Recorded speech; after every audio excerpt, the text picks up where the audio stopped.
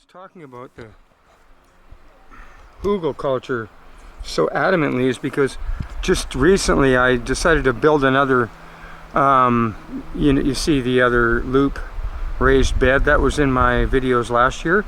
I'm going to do the same thing this year, except this is slightly larger. This is actually 4 feet wide and actually 8 feet long inside the bed, where that was like 3 feet 9 inches by, I think it might have been 48, but yeah, it wasn't quite as wide. So in here, what I'm going to do is what I've started to do. Actually, what I did when I came in here was I actually put rocks in the very bottom layer, way down at the bottom. And then I put a whole bunch of that rotten wood on top of them rocks. Because we're thinking drainage over time here, right? The logs will eventually rot into the rocks and fill all the gaps.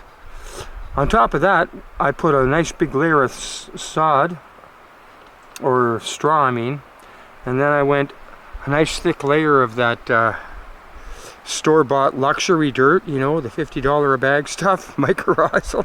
Got 2 of them bags, threw that in. Then I got another great big bag of extra good sphagnum peat moss, threw that in. And I also put about 5 bags of steer manure, wood chip compost stuff that they sell at the garden stores in there. And I put it all in there through layers and pressed it down, and it's only up to here this year. So it's got over the next couple of years, I'm going to put more and more dirt in every year, but this was all I really could afford this year. Let's face it, I'm not a millionaire. But anyways, I've started by putting my tomato plants in.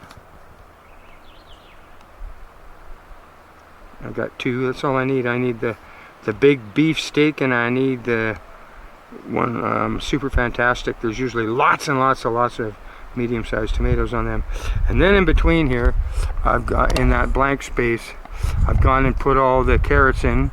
Sorry I didn't show you how I did it, but basically I mix up a slurry of cornstarch and water and put all the seeds in and let them sit for about half an hour and sort of soak up and stuff. And then I put them in a plastic bag with a very, very small hole cut in the very bottom, one of the very bottom corners, and you use that as an exit point to squeeze out the bag, and you can get a nice stream, a steady stream of seeds going up and down there with the cornstarch and water mixture, right? So that's how I planted them in there.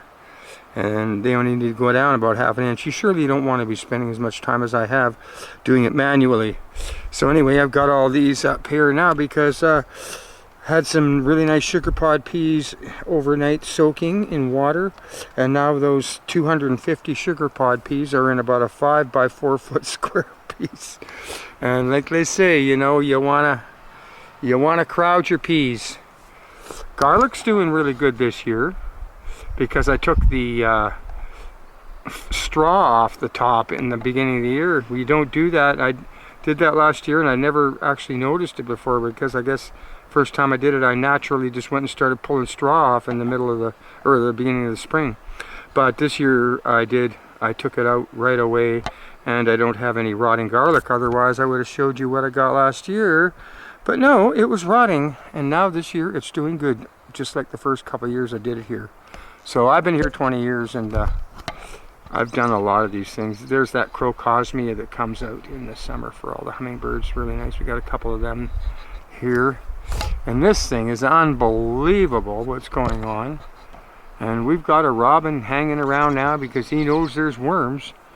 And yeah, there's a grapevine growing. I'm proliferating the grapevine and putting lots of new little grapevines all over the place, plus gooseberry bushes. Gonna have them growing wild everywhere. And I'm taking care of this little old asparagus garden over here. It hadn't been taken care of very good. I can't get it down. It hadn't been taken care of very good a couple of years, so it wasn't even like mulched in the spring. It was a mess. I had to go in there and weed it 3 times this year. We've got a whole bunch of nice wild kind of strawberries growing in a wild setting along the logs there, along that log. And we got them along that log.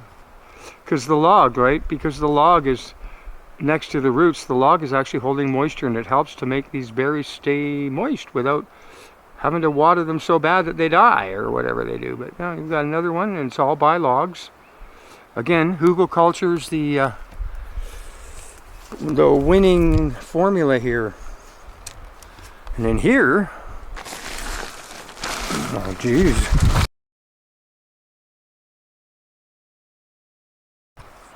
And then here we got straw,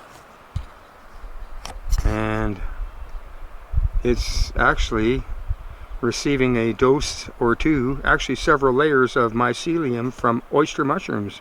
So I'm hoping to do my own. I'm doing it kind of like potato cage style, like the Amish do potatoes, and this time I'm going to just do it with mushrooms and see if I can get it to work. But I know I have to keep this cover over it for a couple of weeks until this mycelium takes in there, eh? So that's interesting.